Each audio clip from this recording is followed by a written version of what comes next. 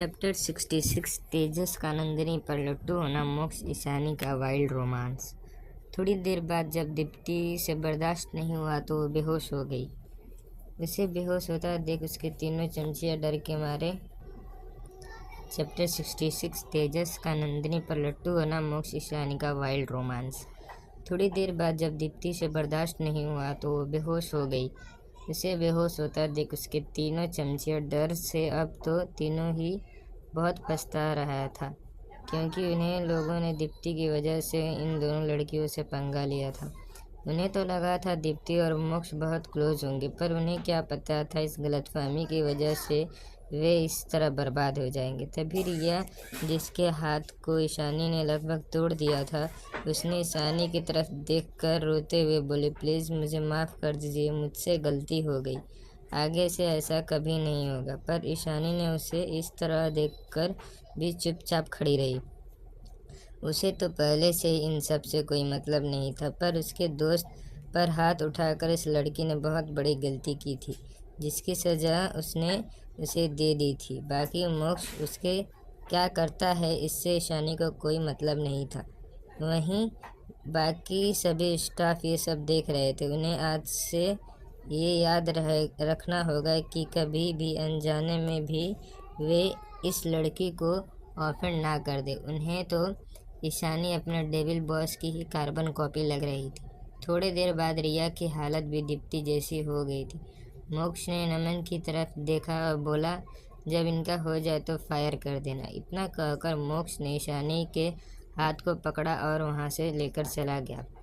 नंदिनी भी दोनों के पीछे पीछे चली गई। वहीं उनके जाने के बाद बाकी स्टाफ गॉसिप करने लगा। कौन थी वो लड़की? तुमने देखा कितनी खूबसूरत थी वो?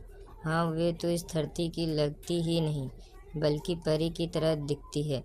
तभी एक एम्प्लॉय दीप्ति की तरफ देखकर बोला, देखो तो इसे बहुत रौब दिखाती थी, ऑफिस में देखो कैसी हालत हो गई है। हाँ, सही कहा तुमने। भला जब बॉस के पास इतनी खूबसूरत लड़की है तो वे इसे क्यों चुनेंगे? ये तीनों भी दीप्ति के साथ देते हुए उसके साथ ही फंस गई बेचारी। बहुत वफादारी करती फिरती थी। तीनों अब जॉब भी गए और ऊपर से ये इनकी रेज्यूमे भी फाड़ देंगे। अब तो कोई अच्छी कंपनी इन्हें जॉब देने से रहा। समिता और टीना ये सब सुन रहे थे। उन्हें बहुत ज़्यादा रिग्रेट हो रहा था, पर अब पछताने का क्या फ़ायदा। राजवंश कॉरपोरेशन दुनिया की टॉप 5 कंपनी में से एक थी। यहाँ की सैलरी और बोनस किसी दूसरी कंपनी के साथ कंपेयर भी नहीं किया जा सकती। अब तो वे बर्बाद होने वाले थे। वहीं दीप्ति भी ये सब सुन रही थी। भले ही उसकी आंखें दर्द से बंद थी, पर वे पूरी तरह से बेहोश नहीं हुई थी। उससे कुछ एम्प्लॉय की बातें सुनाई दे रही थी। अब उसे बहुत अपमानित महसूस हो रहा था। उसे ईशानी के ऊपर और भी ज़्यादा गुस्सा आ रहा था। सबकी नफरत ईशानी के लिए बढ़ गई थी। अब तो उसे ईशानी से बस बदला लेने की चाह थी। वहीं मोक्ष ईशानी को अपने ऑफिस में ले गया। उनके साथ नंदिनी भी थी। केबिन के चारों तरफ देखते हुए नंदिनी एक्साइटेड होते हुए बोली, वाह जीजू, आपका केबिन तो बहुत सुंदर है। ईशू का केबिन भी ऐसे ही है। आप दोनों का टेस्ट में सच में मैच करता है। उसकी बात सुनकर मोक्ष ने हल्की स्माइल के साथ हाँ में सिर हिलाया। उसे बहुत अच्छा लगता था जब कोई उसे और उसकी बेबी डॉल का नाम एक साथ मिलाता। कुछ देर बाद बात करने के बाद नंदिनी मोक्ष के साथ घुल मिल गई थी। उसने तो मोक्ष को अपना भाई मान लिया था। थोड़ी देर में उनका लंच भी आ गया। ठीक उसी वक्त कोई स्टाफ के पीछे से दंदनाते हुए केबिन में घुस गया। ये कोई और नहीं, तेजस था। वे स्टाफ के पीछे से ही खुशी से चिल्लाते हुए बोला, मोक्ष, मैं ये स्टाफ से क्या सुन रहा हूँ? ये बाहर थोड़ी देर पहले क्या चल रहा था? क्या तूने सच में गार्ड से कहकर उस चुड़ैल दीप्ति को पिटवाया? फिर स्टाफ के पीछे बाहर आकर फिर से बोला, तूने मुझे बुलाया क्यों नहीं? मैं तो उस चुड़ैल दीप्ति को मार खाते हुए देख एंजॉय नहीं कर पाया। मेरा तो कब से दिली तमन्ना थी कि उसे मार खाता हुआ देखूं। तभी उसकी नज़र सोफे पर पड़ी, जहाँ मोक्ष के साथ ईशानी बैठी हुई थी और दूसरे सोफे पर कोई लड़की बैठी हुई थी जिसकी पीठ उसकी तरफ थी, इसलिए तेजस उसे देख नहीं पाया। जब वे मोक्ष के सामने गया तो उसकी नज़र नंदिनी पर गई तो वह बस नंदिनी को देखता रह गया। उसकी खूबसूरत आंखें, कंधों से नीचे तक आते बाल, उसे नंदिनी ने खुला छोड़ रखा था। उसकी गुलाबी होंठ, तेजस तो जैसे उसकी खूबसूरती में पूरी तरह डूब गया था। तभी उसके कानों में मोक्ष की तेज आवाज़ पड़ी, तुम यहाँ क्या कर रहे हो? मोक्ष की आवाज़ से तेजस अपने होश में आया और नंदिनी को देखते हुए खोए हुए ही बोला, अगर मैं आज यहाँ नहीं आता तो ज़िंदगी भर मुझे इस बात का पछतावा ज़िंदगी भर रहने वाला था। वहीं नंदिनी उसे ऐसे खुद को देखता पाकर अजीब नज़रों से तेजस को देख रही थी। उसे समझ नहीं आ रहा था कि यह आदमी उसे ऐसे घूर घूर कर क्यों देख रहा है। फिर तेजस हड़बड़ाते हुए बोला, मैं तो ऐसे ही आ गया था। मैं ऑफिस से घर जा रहा था तो सोचा तुमसे मिलते चलूं। इतना कहकर तेजस ने दांत दिखाते हुए सोफे पर बैठ गया। फिर जो स्टाफ खाना रख रहा था उसे देखते बेशर्मी से बोला, अरे मेरे लिए भी प्लेट ले आओ, मैं भी यहीं लंच कर लूँगा।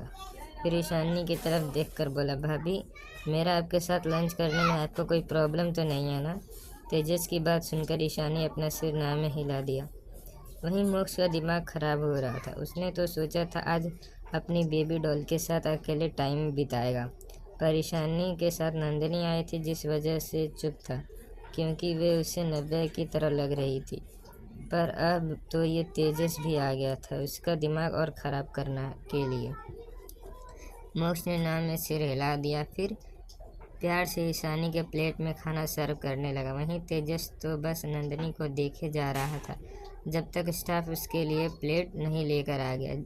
जैसे ही होश में आया तुरंत अपनी नज़र घुमा लिया, फिर मोक्ष और ईशानी को देखते हुए बोला, भाई ऐसे ही खूबसूरत लड़की कौन है? वहीं ईशानी जो कब से तेजस को नंदिनी को घूरते हुए देख लिया था, उसने उसे देखकर बोला, ये मेरी दोस्त है नंदिनी।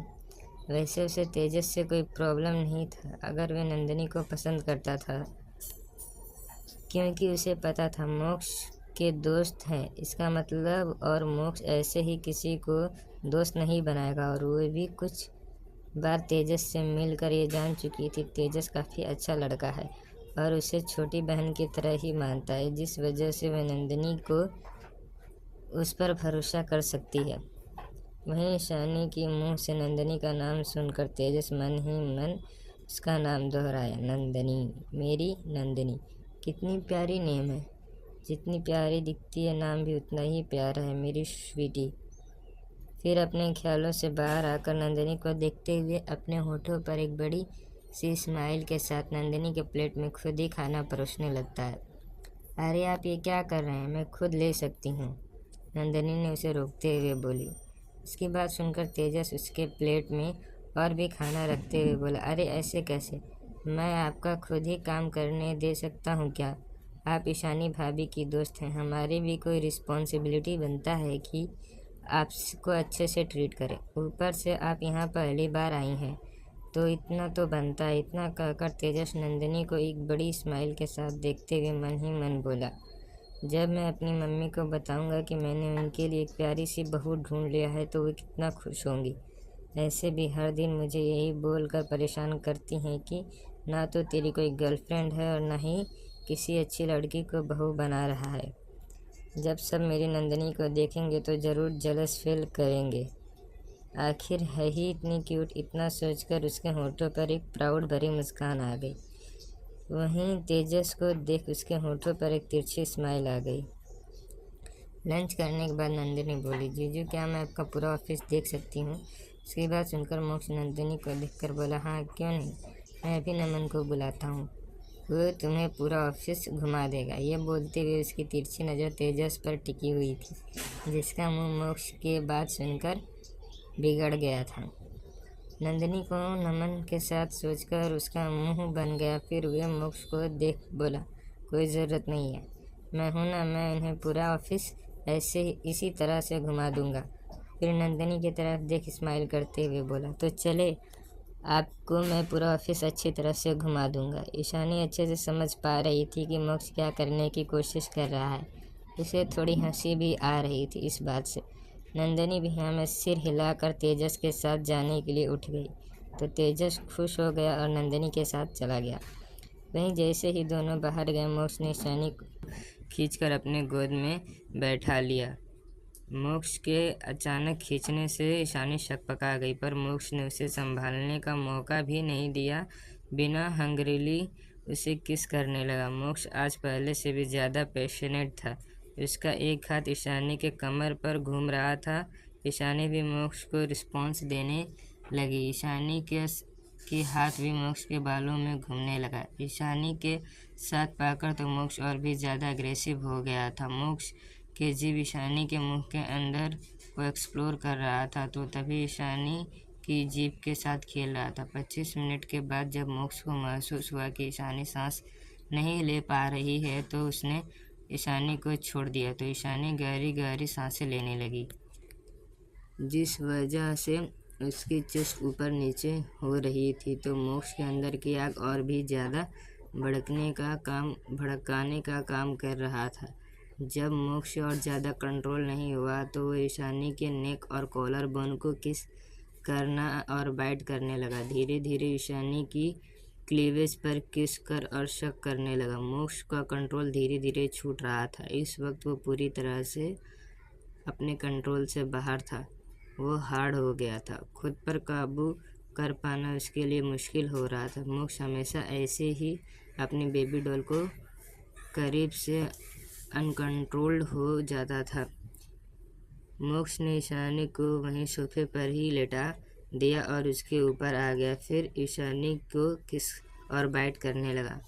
वहीं मोक्ष को ऐसे वाइडली किस और बाइट से ईशानी के मुंह से सिसकियां निकल रही थी, जिस वजह से मोक्ष और भी ज़्यादा मदहोश हो रहा था।